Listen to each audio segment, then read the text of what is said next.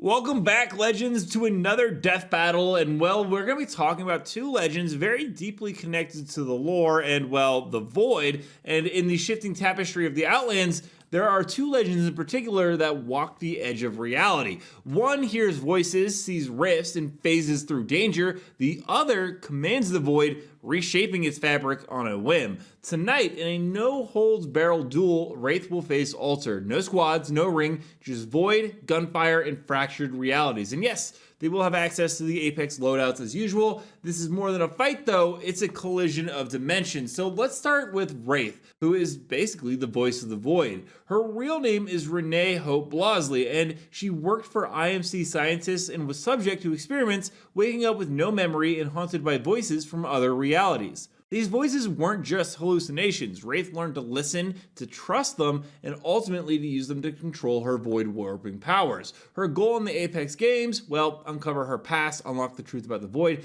and maybe, just maybe, stop being haunted. In terms of her personality, she's introspective but pretty fierce. Her trauma gives her strength, not weakness. And in combat, she can be scared, but that fear is actually refined. She fights not from bravado, but from survival instincts homed across dimensions. And she's not chaotic, actually. She's very well calculated, using her void powers like a dancer balancing on a razor's edge. In terms of her abilities, her passive is the voices from the void. Wraith will actually hear a spectral voice that warns her when danger is near, enemies aiming at her, traps, or large numbers of hostiles. This is actually more than flavor. In a 1v1 duel, it's like having a built-in threat sensor. Think like the Force abilities or even Spider-Man with the spider sense. She basically has precog. Now, her tactical Into the Void, when activated, Wraith phases into void space for 4 seconds, becoming invulnerable to all damage. Entering and exiting the void has a small delay/stun, which is 1.25 seconds per activation, according to some older sources. And while in the void, she gains 30% movement speed. However, she can't interact with some objects like doors, abilities, well phased. But she can use zip lines. On exit, there's a moment when she's vulnerable, though. If the timing is bad, she can be punished. In her ultimate, Dimensional Rift, Wraith places 2 portals at an entrance and an exit that remain for 45 seconds. She must run between the 2 points to place them. While doing so, she gets a speed boost that scales with distance. And anyone, including enemies, can use the rift to teleport. Freya, stop. Objects, projectiles, and some abilities cannot pass through her portals. It's for players only. It's a powerful reposition tool, which is great for flanking or escaping, but mostly in a 3v3 situation. She has some strengths, though, such as unpredictable mobility. With Into the Void plus Dimensional Rift, she can attack or retreat on her terms. Her threat detection is, well, it warns her of threats before they materialize, which is actually really OP. She's also a small, fast target, so she's hard to hit when she phases. And the psychological edge, well, she uses the Void like a weapon, not just for safety. However, she does have some weaknesses. Phasing leaves her somewhat blinded to some world interactions. Her exit from the void can be punished also if poorly timed, and her rift placement is risky. Bad positioning equals big vulnerability. But we'll go ahead and move on to her opponent now, Alter. Her real name is Yingling Lu. She was introduced in Season 21 as Void Breacher, a legend with deep connections to dimensional rifts, and her lore is, well, she comes from a fractured timeline trained by a mysterious family in void manipulation and treats reality like it's a broken toy to reshape. She's not fighting for redemption, she fights because it's fun, because power, and, well, also because she can. Now, her personality, she's chaotic, confident, a bit cruel, and always one step ahead. She's basically the Joker from Batman. And unlike Wraith, she doesn't hear voices, she sends them. She toys with enemies, opening portals for surprise, looting, or to disappear. And for her, the void is not a prison, it's her literal playground.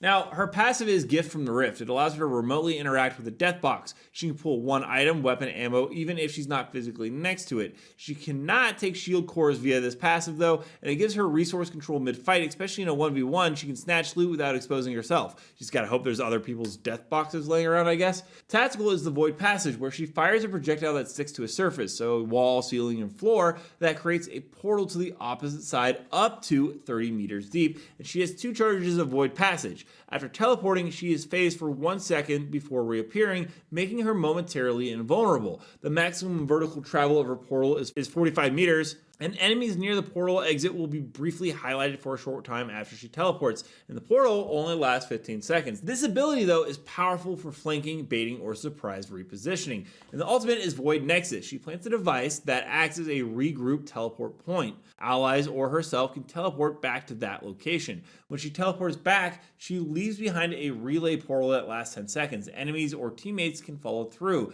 The Nexus has 130 health, so it can be destroyed, and it has a cooldown. Alter can use it again after 60 seconds for her personally if she doesn't teleport via its own portal. If enemies use the relay portal, they might expose her Nexus location. The ability effectively gives her a second chance in fights, especially in duels. Now, for her strength, she has high reposition capability because with 2 portals, she can play extremely unpredictably. She also has loot control because she can steal from death boxes mid-fight, taking powerful items without risk. She's also incredibly resilient, with her ultimate giving her a fallback point and a way to reset or disengage. And she has a surprise element. She can literally appear anywhere, even through floors or ceilings. Her weaknesses, though, well, her portal exit is predictable if spotted and can be punished. The delay after teleport, 1 second phase, leaves a large window of vulnerability, and her Nexus, once placed, is a stationary target. If Wraith times phasing, she can counter her portal plays. In this duel, Wraith and Alter have access to any Apex Legends weapons based on their playstyles. Here are some likely picks.